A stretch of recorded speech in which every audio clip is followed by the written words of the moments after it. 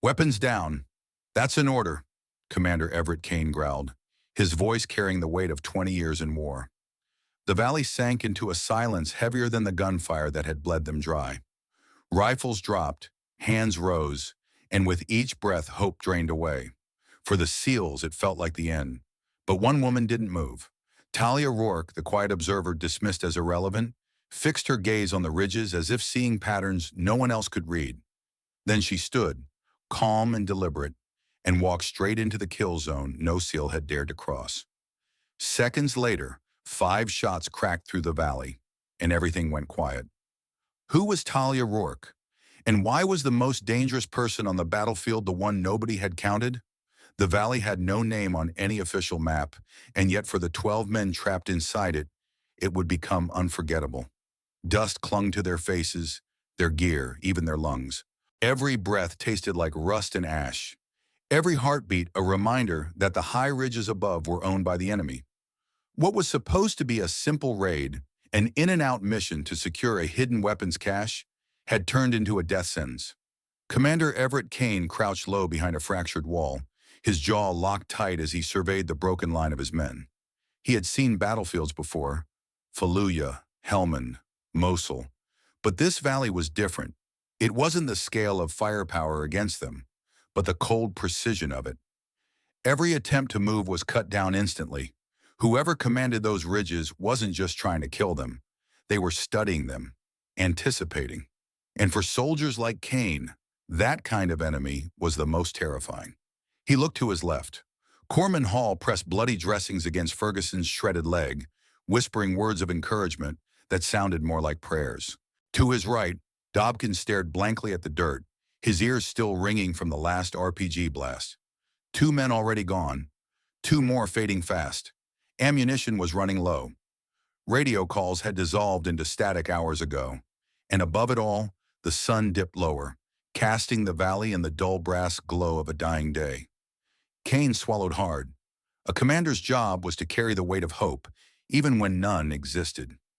His voice was steady as he muttered to the team, "Hold it together, we don't break here." But the words felt thinner than the desert air. The truth was brutal.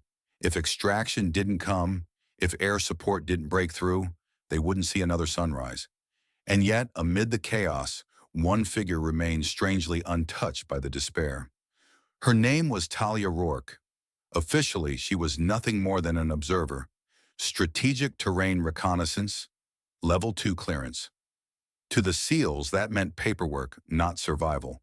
She wasn't carrying a rifle. She didn't even wear the gear that marked a combat operator. Just standard tan utilities, a small rucksack, and a black notebook she hadn't opened since the shooting started. At first, the men had tried to joke about her. Someone called her Clipboard, and the nickname stuck.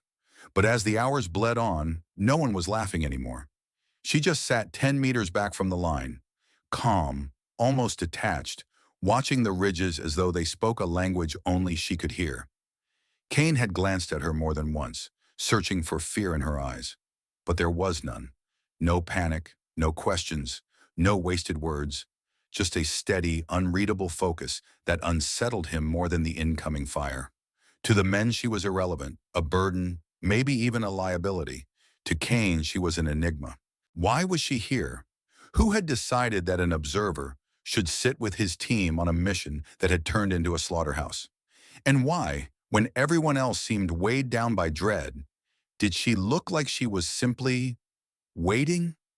The valley grew quieter as the evening pressed in. That kind of silence Kane knew wasn't mercy. It was a warning. The enemy was preparing for the endgame. The ambush wasn't meant to wound. It was meant to erase. And as he checked the faces of his men, he saw the same truth reflected back. They had run out of time. In those moments when hope thinned to nothing, it was human instinct to cling to the familiar, to the rifles in their hands, the orders in their ears, the trust in the man beside them. But as Kane looked back again, he saw Talia Rourke sitting with her arms resting loosely on her knees, eyes locked on the ridgeline, as if she already knew what was coming. He didn't realize it then, but the most dangerous person in that valley wasn't one of his SEALs. It was the woman no one had counted. The silence was the worst part. For nearly half an hour, No shots had been fired. No mortars, no RPGs, not even the pop of a single rifle. For seasoned operators like Commander Everett Kane, that kind of quiet was more dangerous than the storm. It meant someone on the ridges was planning the final blow. Kane crouched lower behind the fractured wall, his mind racing. Ferguson was bleeding out, his breath shallow. Brooks had gone pale, his lips nearly blue. Ammunition was almost gone, and still no answer from comms, no shadow of a bird in the sky to signal air support. Then the voice came. From the eastern ridge, in accented English as sharp as the rocks themselves. "You are surrounded. Drop your weapons. Crawl into the open. Do this, and you will live. Resist, and we finish it." The words echoed across the valley, cold and rehearsed. Kane clenched his jaw. He had heard voices like this before in Iraq, confident, commanding, sure of victory. It was the voice of someone who thought the battle was already over. For a long moment, no one moved. Dobkins stared at Kane, waiting for the order he prayed wouldn't come. Kowalski kept his scope fixed, as though hoping for a miracle. Hall pressed his bloody hands harder against Ferguson's leg, shaking his head slowly. Kane exhaled, heavy and resigned. His duty was to his men, not pride, not medals, not some futile idea of glory. They were already two down. He couldn't risk losing everyone else. His voice was gravel when he finally said it. "Weapons down. That's an order." The SEALs hesitated, staring at him as if he had spoken another language. Kane locked eyes with Dobkins and repeated more firmly, "I said weapons down. Now." One by one, rifles were lowered into the dust. Barrels kissed the dirt. Magazines slid free. Hands rose, not high enough to look broken, but just enough to show they were empty. The valley seemed to hold its breath as hardened warriors surrendered the steel that had carried them through countless battles. For men trained to fight until the last round, there was no moment more suffocating. It wasn't just the loss of weapons, it was the loss of identity. Without rifles, they weren't SEALs. They were just men, waiting for an enemy's decision. Kane pulled his sidearm from its holster, staring at it for a long second before dragging his boot across the grip, covering it with dust. His chest tightened as he whispered, almost to himself, "This isn't surrender. This is tactical withdrawal." But even as he said it, the words felt hollow. He knew deep down it was surrender. Around him, shoulders slumped, eyes dropped. The silence grew thicker than smoke. And then someone noticed. One figure hadn't moved. At the back of their broken line, Talia Rourke sat exactly where she had been for hours, arms resting on her knees, eyes fixed on the eastern ridge. No rifle, no raised hands, no sign she had heard the order at all. "Ma'am," Kane called sharply. "Time to comply." She didn't look at him, didn't even flinch. Her gaze stayed locked on the ridge as if she were solving an equation carved into the mountain itself. Ramos whispered, voice tight, "She's not moving." For a second, the men were more stunned by her stillness than by their own surrender. It was as if she existed in a separate reality, untouched by the rules of survival pressing down on them. Kane's stomach turned. He had led enough men to know when fear was eating them alive. But this wasn't fear. This was defiance. Quiet, controlled, deliberate. And that's when the thought struck him. While every man around him had accepted the end, Talia Rourke hadn't. Think about that for a second. A SEAL commander, 20 years of combat, gave the order to surrender. The team obeyed. But one woman, officially nothing more than an observer, refused. She didn't shout. She didn't argue. She didn't even explain herself. She simply did not comply. And here's where it gets fascinating. Most of us in that moment would have given in. We'd have raised our hands, laid down our weapons, told ourselves survival was the only option.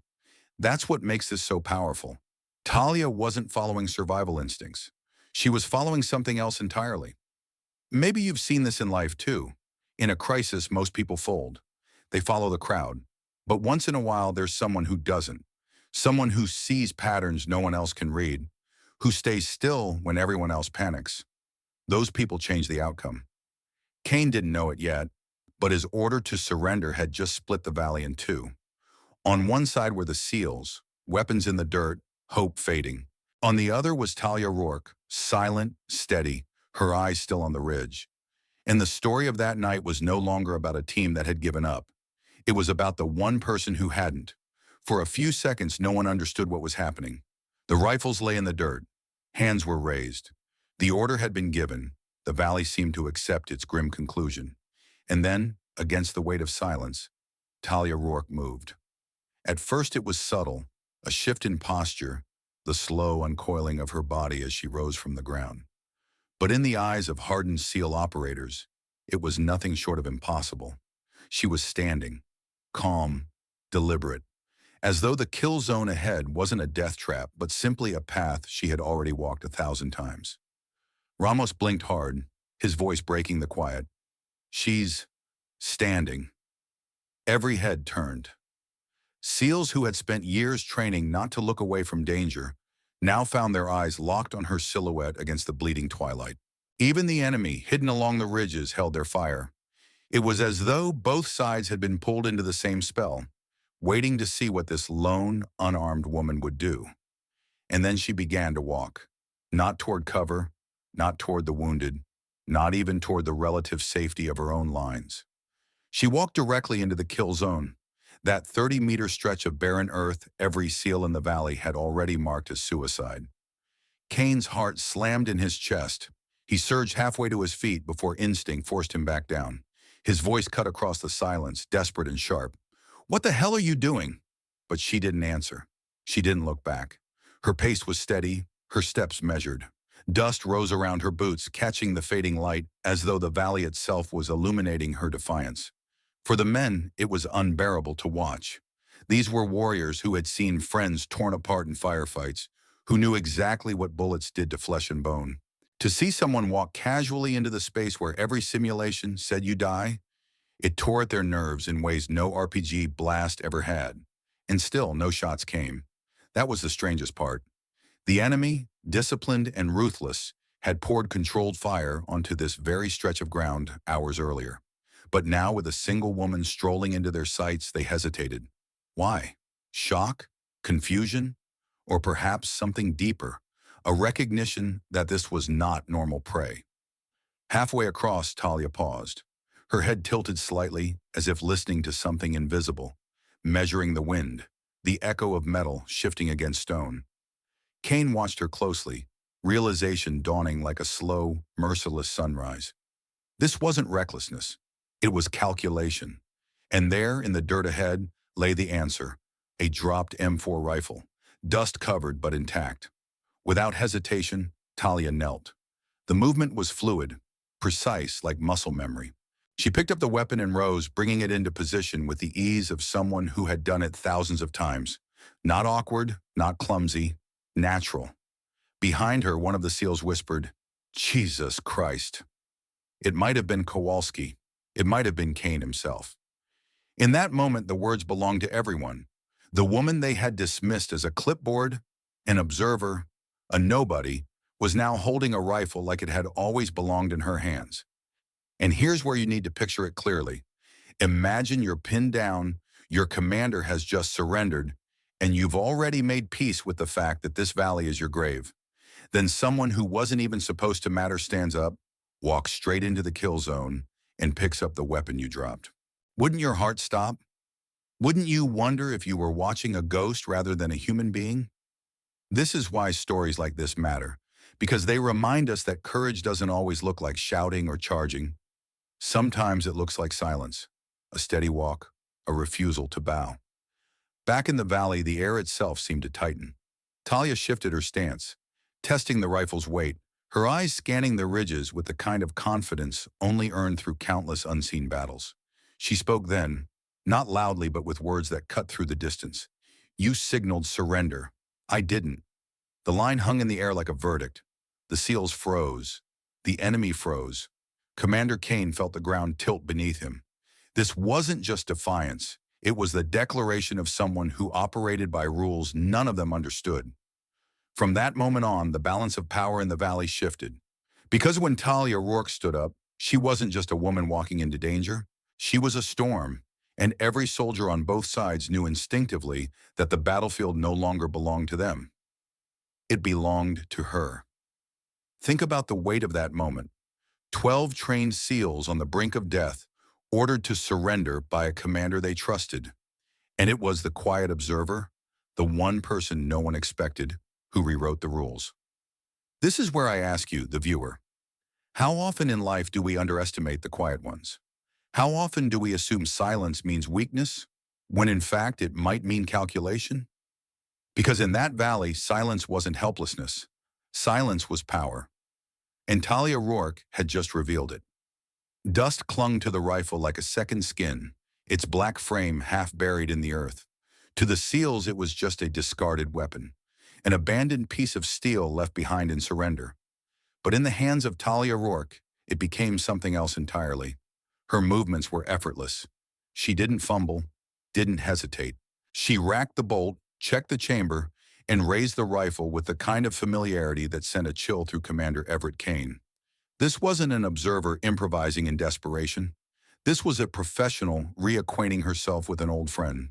She shifted her stance, feet planting firmly into the cracked dirt, her body aligning with the calm precision of someone who knew exactly what she was about to do. And then the valley erupted, not with gunfire, but with silence so heavy it felt like the earth itself was bracing for what came next. The first shot cracked like lightning. Suppressed, yes, but sharp enough to echo across the stone. A puff of dust rose from the north ridge. Through his own scope, Kowalski saw the enemy spotter collapse, the sniper's glass slipping from his hands. The most dangerous set of eyes in the valley had just been erased. "Spotter down," Kowalski muttered, his voice tight, almost reverent. The second shot came before anyone registered the first. This time the machine gun nest on the south ridge went silent. No screams, no chaos. Just the sudden, eerie absence of firepower. The kind of absence that told everyone watching. The threat had been ended with surgical precision. Kane's heart pounded. He had commanded SEAL snipers, some of the best in the world. But what he was seeing now, it wasn't tactics, it was artistry. Dobkins whispered under his breath, "Where the hell did she move?" Because somehow in the seconds between shots, Talia had shifted her position. One moment she was in the open, the next she was 50 meters to the flank, using the terrain like she had been born from it. No one saw her move. Not the SEALs, not the enemy. She simply appeared where she needed to be. The third burst wasn't a single shot, but a controlled 3-round sweep. The staccato rhythm cut down a second nest tucked between jagged rocks. Dust and silence followed, as though the valley itself was gasping. By now the SEALs weren't breathing. They had forgotten the sting of dust in their lungs, the weight of hopelessness pressing down just moments earlier. Their eyes tracked her silhouette, and in that silence awe replaced despair.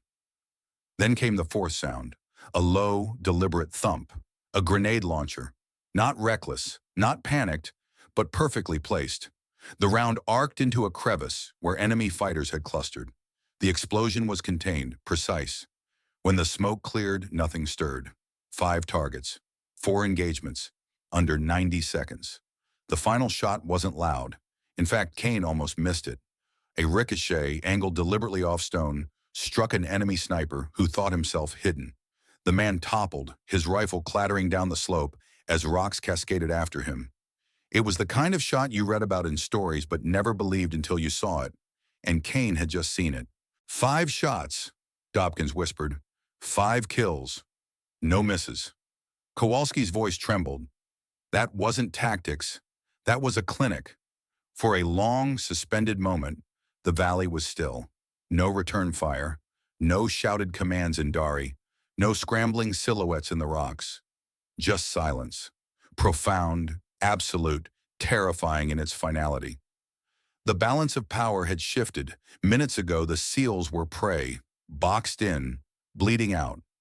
Now the ridges were littered with fallen predators, and the kill zone belonged not to the enemy, but to the woman who had stepped into it without fear. Kane rose slightly from cover, his eyes locked on Talia's figure as she lowered the rifle, calm as if she'd just finished routine target practice. Her face was unreadable. No adrenaline rush, no grin of victory. Just steady, deliberate composure. He realized something in that moment.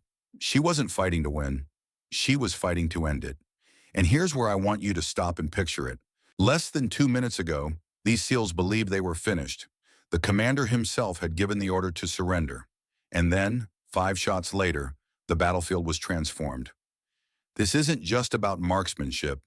This is about what happens when someone carries skills so deeply ingrained that they can rewrite reality in 90 seconds. It's the reminder that precision, not power, often changes the course of history. Think about your own life. Have you ever witnessed someone do something so flawlessly, so beyond expectation, that it left you silent? That's what happened here. These SEALs weren't just saved, they were humbled by someone they hadn't even counted. Back in the valley, Kane's voice finally broke the silence. He didn't bark an order or call for regroup. He just whispered, almost to himself, "We're not the ones being hunted anymore." And for the first time that day, the SEALs believed him, because one woman with a rifle had done what an entire unit could not. And in that valley, 5 shots had changed everything. The valley was quiet now, but it wasn't the peace of safety. It was the heavy, stunned silence that follows a storm. Smoke drifted lazily from shattered rocks. The acrid stench of burned powder still clung to the air. And 12 Navy SEALs, who only minutes earlier had been certain they were about to die, sat staring at the woman who had rewritten the ending. Talia Rourke lowered the rifle as calmly as she had raised it. For her, there was no celebration, no relief, just composure, as though the 5 shots that had silenced the ridges were nothing more than routine. She turned her back on the battlefield with the same steady precision she had shown while walking into it. Commander Everett Kane felt something shift deep inside him. Respect? Fear? He couldn't quite name it. But one thing was certain. This woman wasn't what the paperwork claimed she was. And then she did something that confirmed it. She dropped to her knees beside Ferguson. The SEAL had been fading fast, his uniform soaked dark with blood. Hall, the team's corpsman, had done everything he could. Tourniquets, pressure dressings, whispered promises, but his medical kit had run dry an hour ago. Ferguson's pulse fluttered weakly. His lips trembled as he fought for air. Talia unzipped a side compartment of her rucksack, not the main pouch the men had seen all day lying untouched, but a smaller hidden seam. From it, she pulled gear that didn't belong to any standard issue observer. A trauma wrap, hemostatic agents, and IV supplies far beyond what Hall carried. Hall froze, his bloody hands hovering midair. "Where the hell did you get that?" he whispered. Talia didn't answer. She didn't waste words. She went to work. Her hands moved with the smooth certainty of someone who had done this under fire before. Checking Ferguson's airway, applying the trauma wrap with practiced precision, administering hemostatic powder with speed that made Hall blink in disbelief. She gave quiet instructions too, not barked, but firm enough that the men obeyed instantly. "Elevate his leg. Keep pressure here. Don't let him close his eyes." The SEALs, still reeling from the firefight, found themselves following her orders without question. Kane knelt nearby, watching every motion. It was one thing to see someone handle a rifle like a surgeon's scalpel. It was another to see that same person save a dying man with the efficiency of a combat medic. He felt the hair rise on the back of his neck. Whoever she was, Talia Rourke had layers none of them understood. Ferguson groaned, his eyes fluttering. Talia leaned close, her voice steady and grounding. "You'll live. Stay conscious. Focus on me." Her tone wasn't soothing like a nurse's. It was commanding, like someone who had pulled men back from the edge before and expected them to obey. And slowly, unbelievably, Ferguson stabilized. His breathing evened. The bleeding slowed. Hope crept back into the circle of men who only an hour ago had believed hope didn't exist in this valley. Now stop here and think about what you've just heard. Talia Rourke had already stunned these men by doing the impossible with a rifle. But then she stunned them again, not by killing, but by saving. This is where the story deepens, because it reminds us of something powerful. True warriors aren't defined only by their ability to take life, but by their ability to preserve it. Imagine the psychological whiplash for these SEALs. One moment, watching her erase an entire ambush in under 2 minutes. The next, watching her pull a bleeding teammate back from death with the calm hands of a medic. Who was she? A sniper? A surgeon? Both? Or something else entirely? And isn't this the lesson we often forget? That sometimes the most dangerous people in the room are also the ones who carry the skills to heal? Back in the valley, Kane locked eyes with Kowalski. The younger SEAL whispered the thought that had been circling through all their minds. She's not regular military, is she? Kane didn't answer. He just watched Talia tighten the last bandage, her hands steady despite the carnage around them. Then he finally spoke, voice low, almost reverent. No, but she's exactly who we needed. The wind picked up, carrying the last traces of cordite away from the battlefield. The valley was quiet now, not with despair, but with something different, a fragile hope. And it had come from the woman they had dismissed as irrelevant. The thump of rotor blades came first, distant, rhythmic, like a heartbeat rolling across the valley. Then the vibration followed, crawling up through the dirt, rattling the broken stones. For the first time in hours, the sound wasn't enemy fire. It was rescue. The HH-60 Pave Hawk swept into view, its silhouette cutting across the brass-colored sky. Dust swirled violently as it descended, rotor wash whipping through the battlefield like a storm. To the SEALs, it was salvation.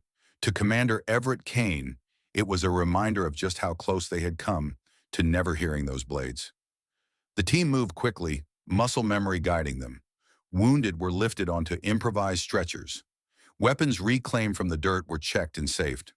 A defensive perimeter was set around the landing zone, even though everyone knew there would be no counterattack. The ridges were silent now, emptied by 5 impossible shots. But when Kane scanned the line, he realized someone was missing. Talia Rourke. For a moment, he panicked, until he spotted her silhouette moving toward the eastern edge of the valley. Her rucksack was slung over her shoulders, her pace unhurried, her rifle nowhere in sight. She wasn't heading for the helicopter. She was leaving. Kane called after her, raising his voice over the roar of the Pave Hawk. "We need to debrief this. There'll be reports, questions. You can't just walk away." She paused, turning just enough for the searchlight to catch her profile. Her expression wasn't defiance, and it wasn't relief. It was something colder, detached, like her mind was already beyond this valley, calculating the next place where she would be needed. She stepped closer to Kane, closing the distance until the noise of the rotors nearly drowned her words. Then she pressed something into his gloved hand, warm, heavy, familiar. A single brass casing, fired but polished, smooth with age. "Keep that," she said quietly. "Next time someone tells you terrain can't be reclaimed, remember this valley." Before Kane could respond, she turned away. No salute, no farewell, just a final step into the shadows between 2 jagged rocks. And then she was gone, swallowed by the darkness as completely as if she had never existed at all. The Pave Hawks settled onto the valley floor. Medics rushed forward, shouting over the mechanical storm, demanding numbers, head counts, casualty reports. Kane raised his hand, signaling 11 survivors. 12 had come in. 11 were going out. Nobody questioned the math. Nobody asked about the missing observer. Inside the helicopter's red-lit cabin, as the valley faded beneath them, Kane opened his hand and stared at the casing resting in his palm. No markings, no serial numbers, just brass and weight and memory.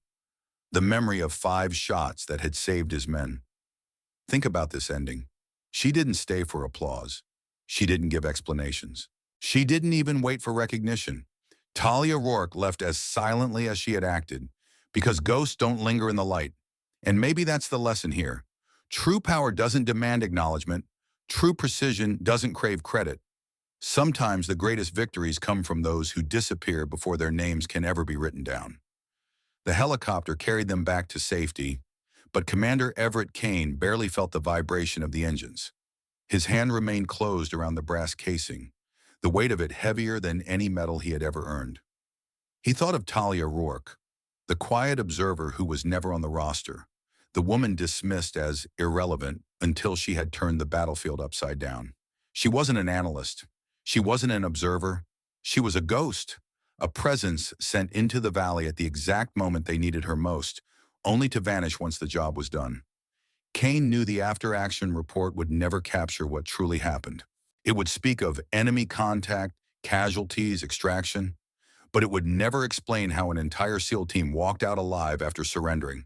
It would never mention the woman who refused to raise her hands. And maybe that was the point, because some victories aren't meant for records.